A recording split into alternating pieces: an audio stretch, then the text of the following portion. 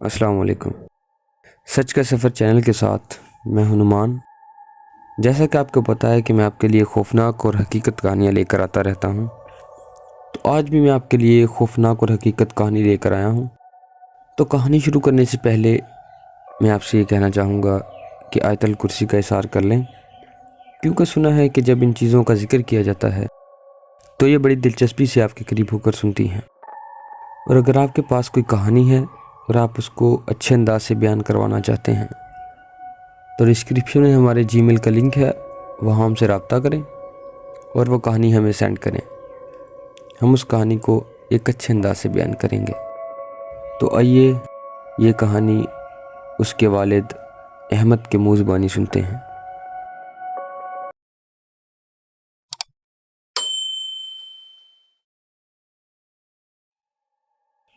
السلام علیکم، میں احمد ہوں، سعد کا والد، اور میں ہی اس کہانی کا آخری گواہ ہوں۔ آج جو کہانی میں آپ کو سنانے جا رہا ہوں وہ کوئی عام کہانی نہیں ہے، یہ ایک ایسی حقیقت ہے جو انسان کے رونگٹے کھڑے کر دیتی ہے۔ ہمارا گھر شہر سے دور ایک سنسان جگہ پر بنا ہوا تھا۔ گھر کے پیچھے ایک پرانا ڈراؤنا قبرستان تھا، اور یہ قبرستان انگریزوں کے دور میں بنایا گیا تھا، اور آج بھی وہاں انگریز فوجیوں کی پرانی ٹوٹی پھوٹی قبریں موجود ہیں۔ ہوا چلتی تو قبروں پر رکھی مٹی اڑتی، اور ایک ایک قبر ایسے شور مچاتی جیسے اندر سے کوئی سانسیں لے رہا ہو۔ سعد کو بچپن سے ہی خوشبو لگانے کا بہت شوق تھا۔ میری والدہ اس کو بہت سمجھایا کرتی تھی کہ بیٹا خوشبو کم لگایا کرو، چونکہ ہمارے گھر کے نزدیک ایک قبرستان بھی ہے۔ لیکن سعد ان چیزوں کو سیریس نہیں لیتا تھا، وہ ان باتوں کا مذاق اڑایا کرتا تھا۔ ہوا چلتی تو قبروں پر رکھی مٹی اڑتی، اور ایک ایک قبر ایسے شور مچاتی جیسے اندر سے کوئی سانسیں لے رہا ہو۔ ہمارے گھر کے کمروں کی کھڑکیاں اسی قبرستان کی طرف کھلتی تھیں، اور سعد کا کمرہ تو بالکل قبرستان کے سامنے تھا۔ رات کو جب سعد کھڑکی کھولتا تو قبرستان کی ٹھنڈی خوفناک ہوا سیدھی اس کے کمرے میں داخل ہوتی۔ شروع میں سب کچھ ٹھیک تھا، لیکن پھر ایک رات سب بدل گیا۔ رات کے تقریباً 2:30 بجے تھے۔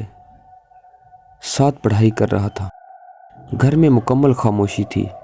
پھر سعد نے کھڑکی سے باہر جھانکا، دور دور تک اندھیرا ہی اندھیرا، ٹوٹے ہوئے کتبے، سڑی مٹی، اور قبرستان میں بے چینی سے اڑتے پرندے۔ اچانک قبرستان کے اندر موجود کتوں نے زور زور سے بھونکنا شروع کر دیا، ایسے جیسے انہوں نے کوئی غیر انسانی وجود دیکھ لیا ہو۔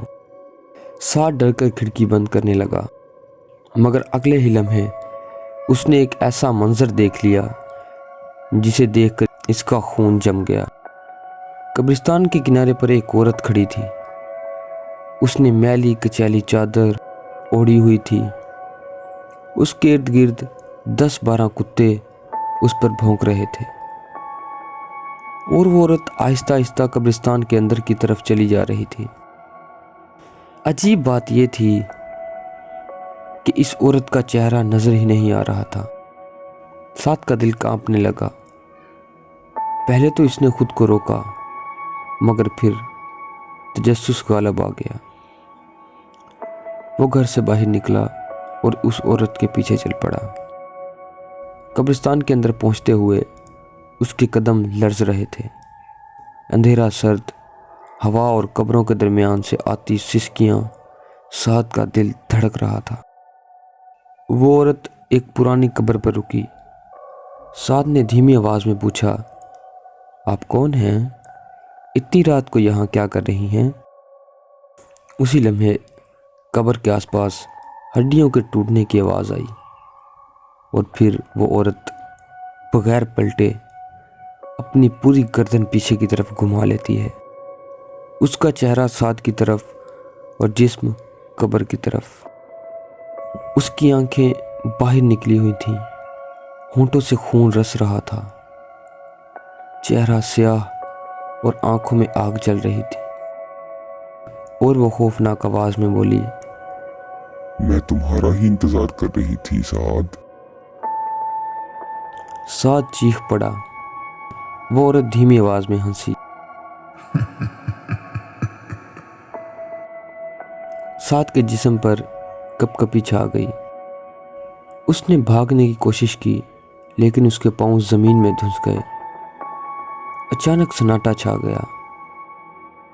साद जैसे तैसे घर पहुंचा, लेकिन उसकी आंखों में इतना खौफ था कि वो पूरी रात सो ना सका।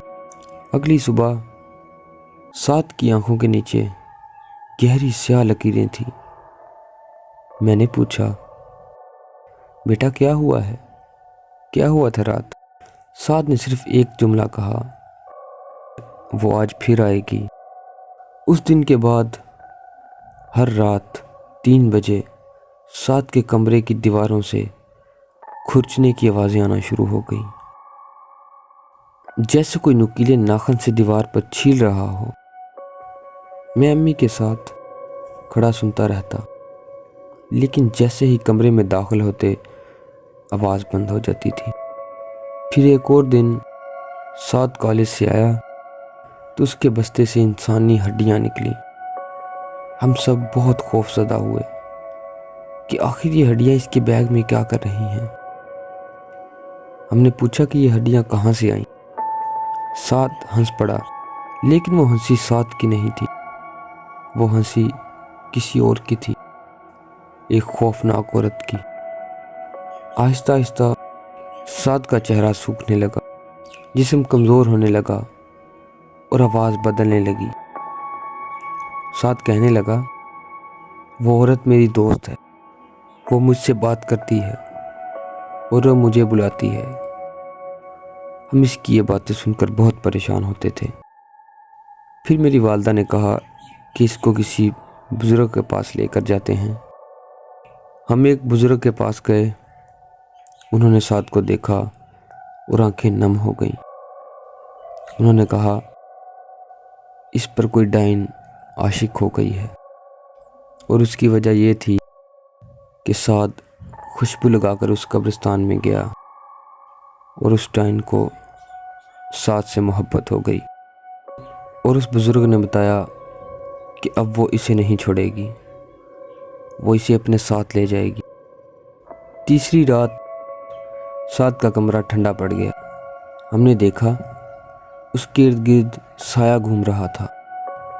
हमने कुरान पाक पढ़ा, साया गायब हो गया, लेकिन साद बेहोश हो गया। अगली रात साद उठा और कब्रिस्तान की तरफ चल पड़ा। मैं उसके पीछे भागा। चांदनी रात थी, हवा रुक चुकी थी, कब्रें खामोश खड़ी थी। साद उसी कब्र के पास रुक गया जहां वो औरत खड़ी थी।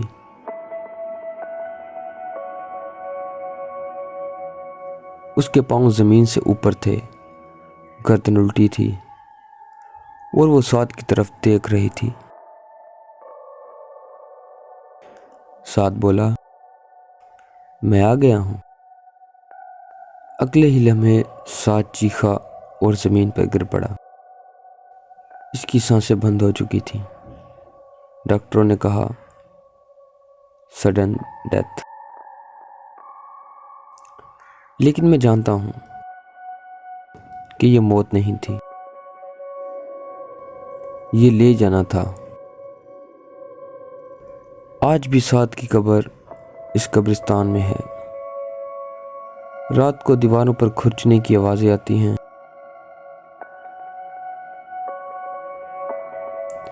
और आज भी जब कब्रिस्तान की तरफ से हवा चलती है तो साद की उस खुशबू की महक हमारे कमरे में आती है जो साद लगाया करता था। और वो औरत, वो अब भी वहाँ है। और एक और बात सब्र से सुनना, कब्रिस्तानों में हमेशा कोई ना कोई जाग रहा होता है। और अगर कभी किसी सुनसान कब्र पर रात 3 बजे कोई औरत नज़र आए तो वापस मुड़ जाना, क्योंकि साद की तरह ज़िंदगी वापस नहीं आती। तो बराह करम अपना और अपने प्यारों का ख्याल रखें اور اپنے بچوں کو تیز خوشبو لگا کر باہر جانے سے منع کریں، کیونکہ میں نے بھی اپنا ایک بچہ اسی وجہ سے کھویا ہے۔ تو یہ میری التجا ہے والدین سے کہ اپنے بچوں کو خوشبو لگا کر باہر گھومنے نہ دیں۔ پہلی بات تو اللہ تعالیٰ ہمیں ان چیزوں سے بچائے، ان چیزوں سے محفوظ رکھے، لیکن یہ چیزیں کب کسی پہ عاشق ہو جائیں کچھ پتہ نہیں چلتا، پھر انسان کے ہاتھ سوائے پچھتاوے کے کچھ نہیں بچتا۔ تو دعا ہے کہ اللہ تعالیٰ آپ کو اور آپ کی فیملی کو محفوظ رکھے۔ ہماری ساری دعائیں آپ کے لیے ہیں۔ دعا ہے کہ آپ اپنی فیملی کے ساتھ خوش رہیں۔